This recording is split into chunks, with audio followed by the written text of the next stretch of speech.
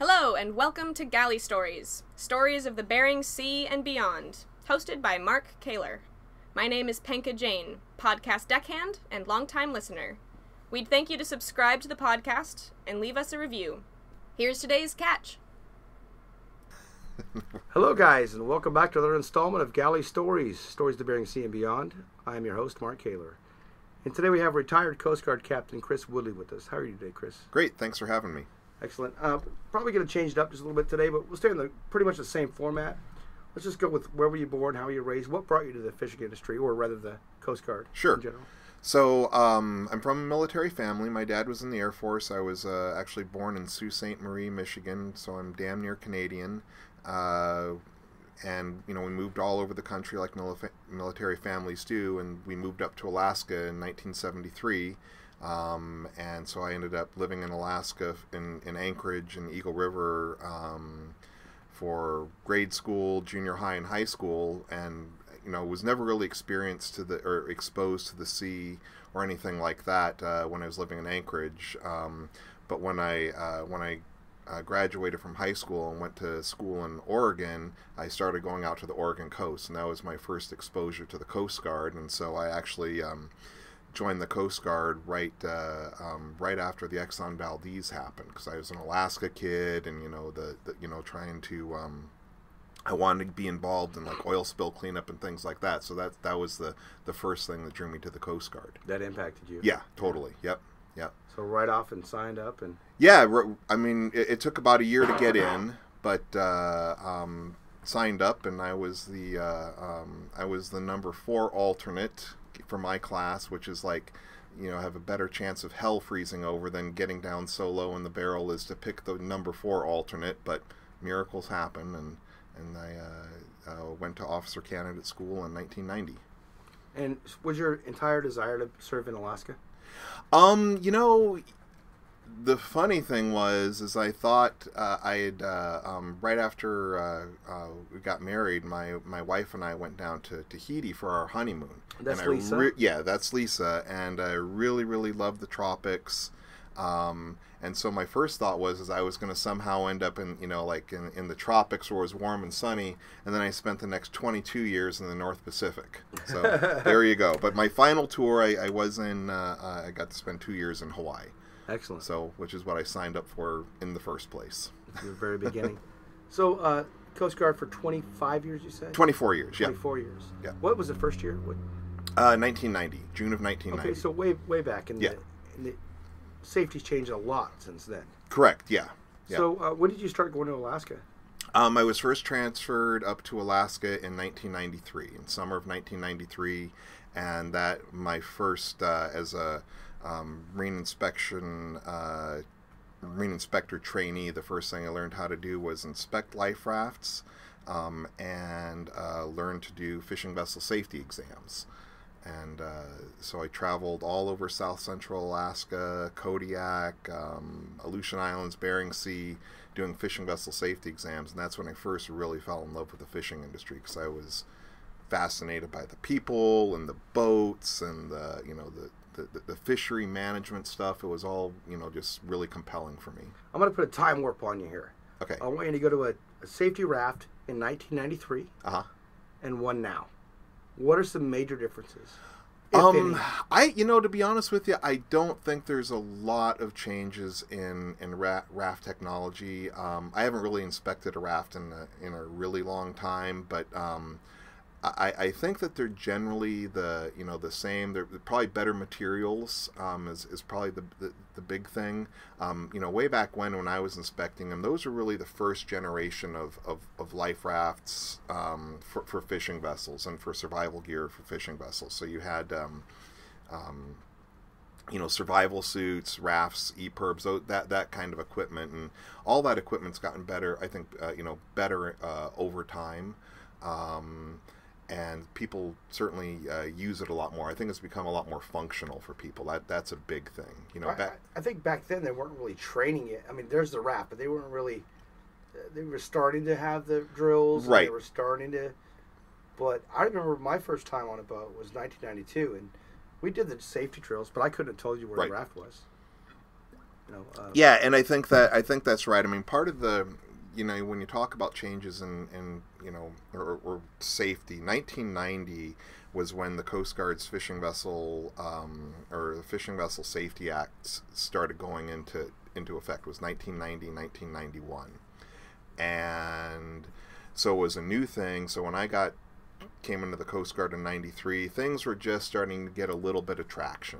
And the big focus at the time was just making sure that the stuff was on board, the safety equipment, right? So the raft, the EPIRB, the survival suits. But it was, and even though training was part of the regulatory requirements, I think it took a while for training to really catch on. You've got some really great organizations here, like in Seattle, like North Pacific Fishing Vessel Owners Association, or up in Alaska, AMSI, the Alaska Marine Safety Education Association. And their efforts, combined with a lot of interest from the industry, really started to, kind of raise the standard on vessels, vessel safety, vessel training, or safety training. So I think people are a lot more active with it now than they ever were in the past. What was in the emergency kit on a raft? Was it food? I mean, so these horrible little blocks of food. They're basically just like a mixture of butter, flour, and sugar, really crumbly. Just imagine like really like dried out, bad tasting cookie dough. That's what it was. And each little block had like 2,000 calories or something like that. You had packets of water, flares, fishing hooks, signaling mirrors. God, what else is in those kits? Knives. So a lot of stuff that they've kind of figured out over the years could be useful if you're going to be in a raft for a while. I want to go back to the block. Yeah. Okay. So 2,000 calories. That's just to sustain you. It's not. You're not trying to. Right. Yeah. You're not going to enjoy it at all. No. It's definitely it's not something you're going to enjoy eating. And how many have you eaten? We used to taste them just for laughs, and they're not very good. I'm if you're really in a raft, in like a no shit kind of situation, you're not going to be hungry. You're going to be you're going to be seasick. You're going to be rolling around with a bunch of other guys. You're going to be puking. It's kind of a those standards for that kind of equipment are international standards are kind of based on the assumption that you're going to be out there and alive for a long time, right? Mm-hmm. That's not really typically the case in the North Pacific, just because of the cold waters. It's really not. Right. Yeah. I mean, it's important to have, but you're not going to be bouncing around out there for 10 days or 2 weeks. You're hoping very rare. You're hoping for a few hours. Yeah, exactly. Yeah. If you're not out of there in a couple of hours, you're in trouble. Yeah. Real trouble. Yeah, and it's really that way too, especially if you got wet. Yeah. I mean, being in the raft is great. Right. But if you're in the raft wet, it's still, you got a problem. Right. You still have the issue of hypothermia, and that cold water just sucking all the heat out of your body. Yeah. Yeah. And you've gotten into the suits before. Oh yeah. They're yeah. not comfortable. No, they're not comfortable. They're harder than hell to swim in. They are buoyant. Yeah, they'll keep you bouncing around. I mean, fit is really important on survival suits. That's always been a thing that we really stress in the Coast Guard, is you had to have a suit that fits you. There's a number of times where people have been abandoning ship, and the suit that they grab is either not their suit, or they haven't put on their suit in a while, and maybe they've gotten a wee bit larger since the last time they put it on, and so you many can't. Of those little blocks. Yeah, exactly. Yeah. So fit was always really important, making sure it wasn't too big or too small, because we want you need to be mobile enough to if you're going to have to get into the raft. I mean, that's hard. If you haven't, if you come down to the survival suit races at the Fall Fisherman's Festival here in Seattle at Fisherman's Terminal, and watch highly trained people get into a raft, it's hard. Those guys take it serious. I mean, they train, they practice. Oh, I know. Yeah, it's hard. Yeah, I coached a couple of those teams over the years, and it's. I think the Coast Guard even puts a team in every year, don't they? Yeah. I don't think they've won. No. 1 year tried Trident Seafoods is they're the bomb. I mean, they really work hard at that competition. I think they start recruiting in January. Right, exactly. Yeah, exactly. And they bring on people who are like part sea lion to So let's talk about, before we get into some sea stories. Sure. Which you're going to have some of, response stories especially. But you've seen the industry change from '93 to current. What are some of the biggest changes that you've seen in maritime industry changes? Right. Well, I think when I first started going out to Dutch Harbor in '93, the big thing that had happened before that, in the ground fish fisheries in particular, was a transition from joint venture, foreign vessels, processors primarily, to joint venture fisheries, and then to a full-on U.S. fishery by like 1990, 1991. And following that, after the full Americanization of the fisheries, you had a lot of overcapitalization. A lot, the big issue they had was, racing to fish. So the biggest transformation that I've seen from an industry perspective, from an economic perspective, has been, moving from an open access fishery where you're racing to fish to a limited access fishery where you're still racing to fish, and then moving to a quota-based fishery where each vessel or each company gets their own allocation of how much they can catch, which is stop the race for fish, and obviously change the safety measures too. Then it really feeds into the safety stuff. On the safety side of things, with the fishing vessel safety requirements, the Coast Guard, and a lot of this is work that I did, started focusing more on addressing regional or fishery specific safety issues, like with the Bering Sea crab fleet, because they had such an enormous problem in the early 1990s, or throughout the 1990s, I should say. And so by kind of targeting safety interventions with certain fishing fleets, combined with the positive safety effects of fishery rationalization, and then a lot of other things, improved safety training, just the fact that a lot of these guys, who are still in the fisheries, they've all grown up, right? They're older, they're wiser, they have families, so I think they just pay a lot more attention to those kinds of things now. You said specific changes that you helped instrument. Yeah. Specifically for the crab fleet. Right. What do you mean by that? The big thing that we, and when I say we, there was a group of us who kind of started this project, is throughout the 1980s, 90s, the Bering Sea crab fleet had a very serious safety issue. It was not uncommon every year for one or two boats to go down with all hands. And usually those were capsizing events at the start of the winter fishery, the Opelio fishery, and from ice. Well, it was a combination of things, but a lot of it was due to vessel loading and how many pots they were carrying. Mm-hmm. And what I did when I was in graduate school, going here at the University of Washington, I just finished up a tour in Dutch Harbor, came down here to go to graduate school, and started looking at the casualty statistics. And what we found with a lot of those capsizing events was a lot of boats were overloaded. So overloaded or fully loaded boats departing Dutch Harbor with a full stack of gear in the winter fisheries, and because it was a race to fish at the time, very aggressive fishing, people weren't slowing down for weather, people weren't slowing down, they were just like, it's like full tilt boogie, man.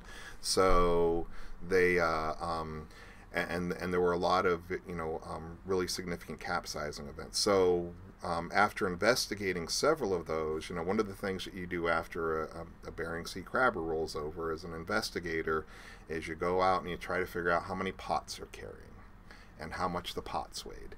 And after doing this a couple of times, it occurred to me that why are we asking these questions after the fact? Why wouldn't we, as a Coast Guard organization, an organization that wants to prevent accidents from happening, why wouldn't we go on board the boats before they leave port And if they're overloaded... Oh, so you're the guy that makes that happen. Yeah. No, I'm that guy. I was the guy that started that thing back in 1999. Again, it was a group of us, but... and started... we'd bring a team of Coast Guard people. First year we did it was 1999 into Dutch Harbor, and we'd just go on the boats. And it's like, I want to see your stability letter, and we're going to count pots because, anybody can count. And when you're looking at stability letters, it's actually a pretty easy practice. You can go on board, generally check the loading, spot check safety equipment, and be out of there in 15-20 minutes. So it's not disruptive. It's not like an at-sea boarding, which is going to take like 2 or 3 hours because they're going to go through a whole laundry list of stuff. Mm-hmm. It was a pretty quick thing. We could move quickly from vessel to vessel to vessel. And what we found in the first year, the first time we did it, was holy shit. These boats, there's some boats that are overloaded, like no joke overloaded. And so we... At that point, did you have the authority, well, Coast Guard, but could you say you need to take 50 pots off? Yeah, and so that was part of the lead up. So this just wasn't a Coast Guard idea. I mean, we worked with the crab industry down here in Seattle. At the time it was Alaska Crab Coalition.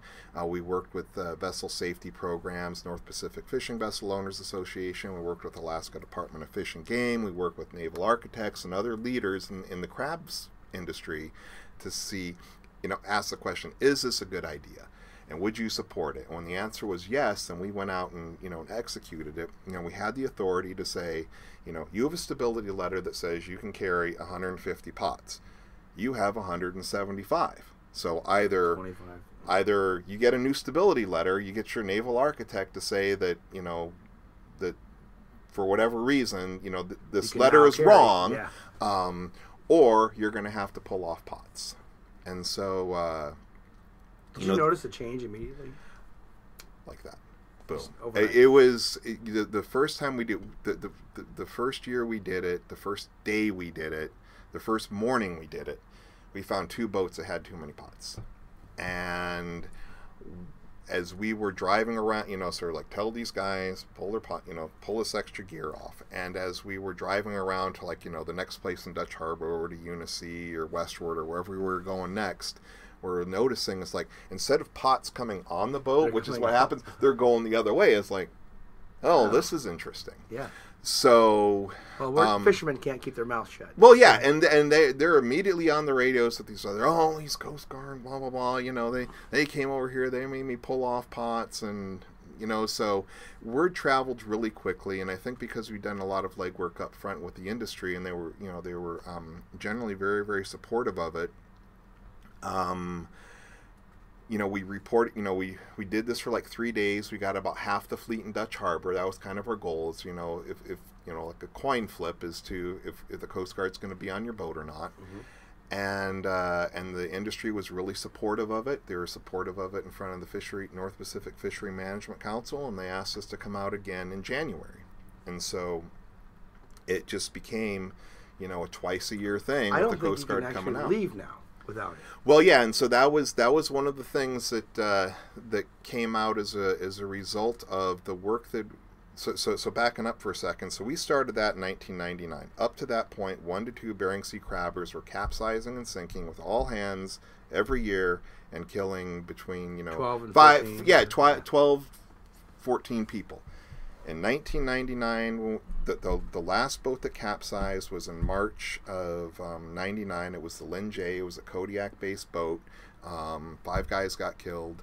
We started it in October of 1999, and there was not another capsizing until January of 2005. So 5 years. That had never, ever, ever happened before, where you didn't have that kind of, those kind of accidents. Yeah. And in January of 2005, that was the Big Valley, another Kodiak-based boat. I knew Gary Edwards, the owner of the boat. I talked to him 2 nights before the boat sank. He knew we were out there. We were doing the dockside safety checks, and we knew we wanted to get on Gary's boat. He had had stability issues in the past with the boat. The Coast Guard had made him write, come up with new stability letters, things like that. And but it wasn't a requirement. You know, it wasn't like you had to wait in port till the Coast Guard got down there. But if the Coast Guard got down to your boat, then you know you needed to go through it. He left port a little bit early. No Coast Guard involvement, and he was allowed to carry... He put his bait up top too, right? I don't recall. He had too much bait. I think he was allowed 2,000 pounds of bait on the boat, and I think when they departed, it was like 13,000 pounds. I think he had it on top of his house. Could be. And then, the boat was allowed to carry 31 600-pound pots, and I think he left with 56 850-pound pots. So pretty heavy at that point. And you had him on radar. And but you can't be every place all the time. No, you can't. And during that period too, that was when the Selendang IU, which was a big soybean carrier, had gone aground on Unalaska Island, broken in half. 6 guys had gotten killed in the crew. It was a big oil spill out there. So Coast Guard resources were very much even though you still had people doing these dockside stability checks, the real focus was on the Selendang IU cleanup, which is this huge amount of work. And the boat sank. So has the Coast Guard resources changed much? I mean, is there a lot more resources up there in Alaska now than there used to be? Or does it require less? I don't really know. I believe there are more Coast Guard resources up there now than there have been in the past. Part of what the Coast Guard's done through the modernization of their assets and equipment is, you probably don't need as much stuff to do the same job. But at the same time, Alaska was probably kind of under equipped anyways. But the Alaska Congressional Delegation has done a real great job in, funding the Coast Guard and making sure they've got the resources up there, especially with the stuff that's going on in the Arctic right now.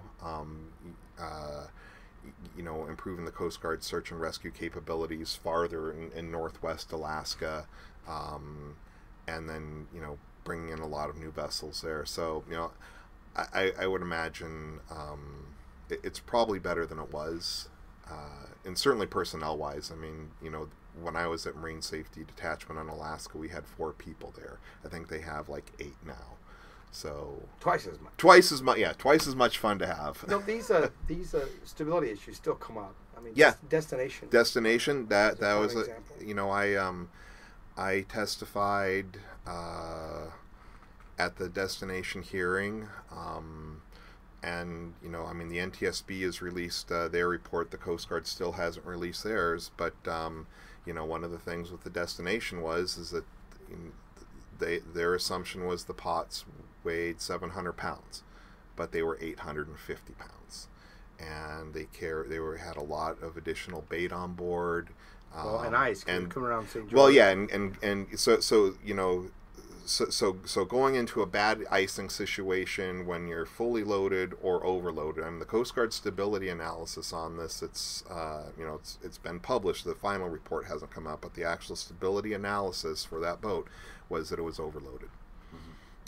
And that's not a Chris Woodley opinion. That's a U.S. Coast Guard black and white official letter on that. So. So it still happens, but it's certainly less frequent than it ever was. Over that, from 1999 till the destination sank. What is that? 17 years. Yeah, yep. 2 boats in 17 years. You used to get 2 boats a year. So, do the math on that. It's an enormous difference. I'm going to pull you out of the safety mode. Sure, okay, sorry. Got fired up. No, that's great. It's great. That's why you're on here. It's important to this industry. But now I'm going to take you to the sailor mode. Okay. When you're hearing a distress call come in, or what is the most impactful, scariest distress call you've had to listen to or respond to? Ooh. So I never worked at comm station Kodiak, which is where the actual radio call comes in, right? But the ones that really jumped to the front of my mind were the don't know if you know about the fishing vessel Galaxy. It was a freezer longliner owned by Aleutian Spray down here in Seattle, and they had a massive fire and explosion on board the boat in 2002. And again, I didn't actually hear the radio call, but at the time,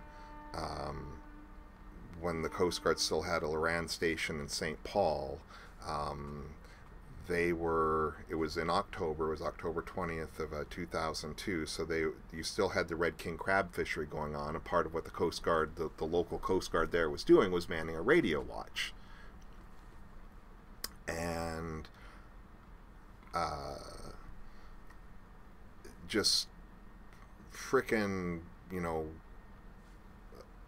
miracle and atmospherics and radio transmission. But this boat, the Galaxy, had this this enormous explosion, this fire, and the radios in the wheelhouse, I mean, they'd actually melted off the walls, right? And the only thing they had was this handheld VHF. And this is, the Galaxy was like a pretty high ship, 30, 40 feet at the top of it. And the captain was able to transmit a mayday call with this handheld radio from 30 miles away. They were over 30 miles away from St. Paul. And usually the range on that is like line of sight, like 10 miles, 12 miles on a really good day. Sometimes I can't hear my wife, and she's on the stern. Yeah, so. yeah. I think it was like 35 miles away, and they picked it up. And it's like, and so when you I don't recall if they actually had the call recorded, because it wasn't a real search and rescue station or not. But the captain of the Galaxy, Dave Shoemaker, when we were doing the hearings on the Galaxy, he repeated his mayday call. It's just like, blew you away. Yeah. Mayday calls are scary. Yeah, and because they had, a boat that was on fire, 26 people on board, 3 guys in the water at that time, and just, and the boat was completely engulfed in flames, and the crew was... What caused the explosion? So I was the one that did the investigation on the Galaxy. I led the formal investigation. We had 2 weeks of hearings, 3 weeks of hearings down here in Seattle. And ultimately what we think happened was... The explosion was a backdraft explosion. You've seen, which are really rare on boats. Yeah, right. Yeah, so people have seen the movie.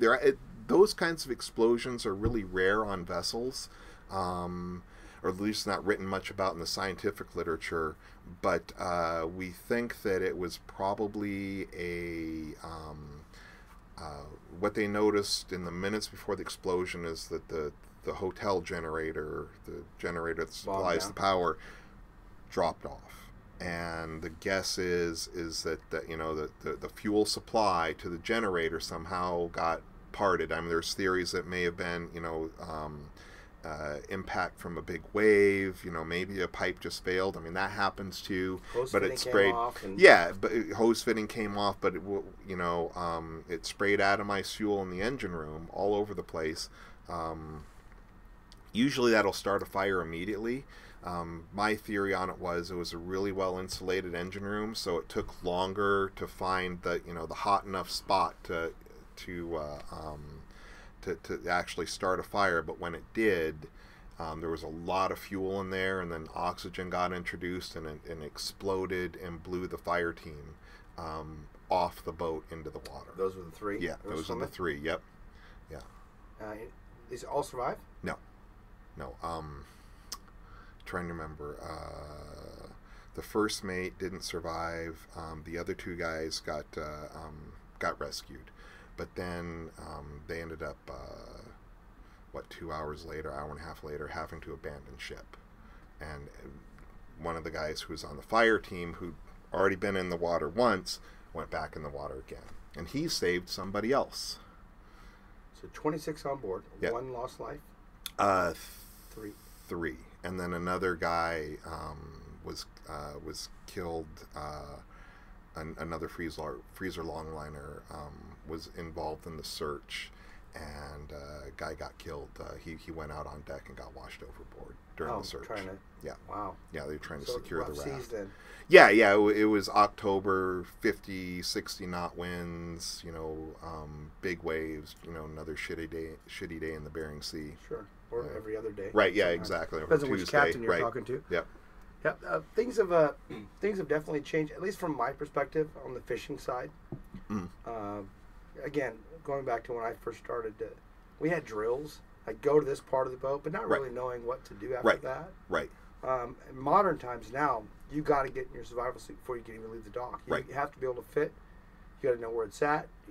Everything is well choreographed. Right, yeah. And that's probably because all these regulations have been put into place over years. Well, that's part of it, and that was one of the things we learned from the Galaxy investigation was, usually when you run drills on a fishing boat, you do them in kind of like a compartmentalized way. You'll do a man overboard drill, and then you're done. Or you'll do a abandoned ship drill, and you're done. Or you'll do a fire drill and you're done. What the Galaxy showed was that a situation can rapidly progress where you're going to have to deal with all of those things all at once. And so, in the Galaxy's case was fire and explosion, man in the water, abandoned ship, all within a very compressed time frame. And so the Coast Guard started... We did some analysis of what the particularly in the freezer longline and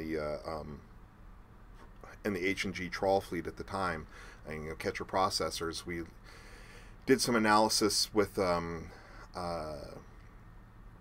how often they were actually doing their drills, and we found that a lot of these boats really weren't doing drills. They weren't doing as frequently as they should. Yeah. They're supposed to be done every 30 days, and so we actually started enforcing it. So again, we reached out to the industry and we said, hey, this is what we're seeing. This is the information we're getting. We are going to to ensure you're in compliance with the fishing vessel safety regs. You're going to have to demonstrate the drills to us. And so similar things with the crab boats. We just we had our list of like 50 boats that we needed to get on, and we just kind of cycled through the list. And before they departed, they actually had to perform drills to the Coast Guard's satisfaction. And and that was a steep learning curve for a lot of boats, but. I think it's that way for every boat now. Well, it is. We can't leave. Yeah, and it's that kind of like intense focus really started there, and then other boats started doing a lot more of things like that. For the freezer longline sector, and now the Amendment 80 sector. That's part of their examination with the Coast Guard is they have to do the drills before they depart dock. A lot of the the big companies like the Trident Seafoods, the American Seafoods, they all do very similar stuff. It's not Coast Guard observed, but they've got really highly trained safety safety managers in their companies that put every damn person in a survival suit, have them jump in the water, and very realistic drill. Well, it is, but if the Coast Guard's saying it's important, then it's important. If they just say, well, it's a regulation, but I'm not really going to pay attention to it, or it just took on a much more prominent position with what the Coast Guard was paying attention to. So now I feel like on probably not every boat, but a lot of the boats out there, they're really paying attention to this stuff, and I think that's why you see such a significant improvement in safety. I feel like that's where we lose less people. Yeah. Man overboard even. Yeah. You don't lose a lot. Right. We used to lose a lot. Right. A lot. Yeah, you sure do. But yep. PFDs. Right. make That all that the that, difference that in the world. that's another Let's thing. go. And Talk it's- about it. Well, it's just for a lot of this safety stuff, there's some like pretty obvious equipment solutions that are already out there. PFDs is a great example. Primary example. Yeah, and so right now, if you look at fishery statistics in Alaska, the biggest source of where all the not all the fatalities, but where a lot of the fatalities are occurring is in the set net fleet, right? So guys working in skiffs off the beach, pulling nets by hand, and or in skiffs, in like these small boats, and these boats are small. They're not really required by to meet the really rigorous requirements of that larger boats are required to do. And their issue is somebody falls in the water, and they and the water's cold, and if you're not wearing a PFD, you're probably done. Unless you're lucky, you're probably done. And it's such an easy. It's like you can buy any kind of PFD you want. You can buy rain gear that floats. You can buy an inflatable one. You can buy the old, collar ones. Whatever it is that best suits your operation and what you're doing, that PFD is available. And I feel like if more people used it, particularly in the smaller boat fleets, that would, you don't need new regulations. You just need to, okay, you guys, you gotta, this is the tool. Use it. Most of the guys that I've heard lost recently are no PFDs. Right. It's funny to say SetNet fleet, especially because a few episodes ago, I can't remember which one it was, guys, but Ryan Leonhardt, SetNet guy, his biggest fear, his big fear was he ran out of fuel, like in his skiff. Oh, okay, yeah. I mean, this is scary stuff. Sure, yeah, especially if it's a lot of waves or weather going on. I can't remember if he said he had a PFD on or not, but it doesn't matter. You go in the water, you're the strongest man in the world. Yeah, absolutely. It doesn't matter. Yeah. Because that cold water will take your strength away. Yeah, absolutely. There's no more left. Right. Yeah, I mean, and it's not, I think people still confuse, hypothermia takes a while to set in. The first thing that happens when, cold water immersion is if you can't control your breathing, immediately, you plunge in the water, and if you start doing the and you're sucking in seawater and stuff, you're done. If you can get through that, if you can kind of keep your wits about you and get through that initial shock, that cold water shock into the water. Talk us through that. Then the next thing that's going to happen is swim failure. It's like you said, that cold water, it's a physiological, response in your body. Your body knows it's cold, and it starts pulling all of the blood into the core area. You lose your coordination of your hands and whatnot, and it's swim failure, and you just might drown. You just might slip under. If that doesn't happen to you, then after a certain amount of time, half hour, 40 minutes or so, that's when the hypothermia sets in. That's when your body, that the blood that is still pumping through you, but it's now all in here, just starts getting colder and colder and colder, and then you'll probably suffer from heart failure, and then that's it. But the big stuff that gets people is that if you're wearing a PFD, you don't have to worry about number one. You don't have to worry about, because it's going to keep your head out of the water, so you can breathe normally. And you're not going to have to worry about swim failure because you're going to be floating. It's going to keep you afloat. Now if you're out there floating around for 2 hours, then yeah, you might be done. But at least you've got, it gives you some time, and time is everything. It's weird how things change, because 20 years ago, if you were the guy with the PFD on you, right, you were the guy made fun of. Yeah, totally. Yeah. Today, if you're the guy without a PFD, you're the guy going, you're getting razzed. Why do we have one on? It's been a big cultural shift on board the boats. It's huge. Yep, It's huge. Absolutely. We are about out of time here, Chris. Okay. So before we wrap up, anything you want to finish with? Any advice? Oh boy, get a fishing vessel safety exam. Wear your PFD. Work with your local Coast Guard. Because it's all about the partnership between the fishing industry and the Coast Guard that's going to make your boat and your fishery safer. And that even goes for your personal vessel. Mine's Yes. Coast Guard inspected. Yeah. So, There you go. all right, is that it? Are you Yeah, I think so. Yeah. Thanks for having me. good? Thanks This for has been coming. fun. It's been. We've never had a perspective from the Coast Guard side, especially. It's all maritime, Right. here, which you are maritime, but never this perspective, and especially on safety, because it's what keeps our guys alive. Sure.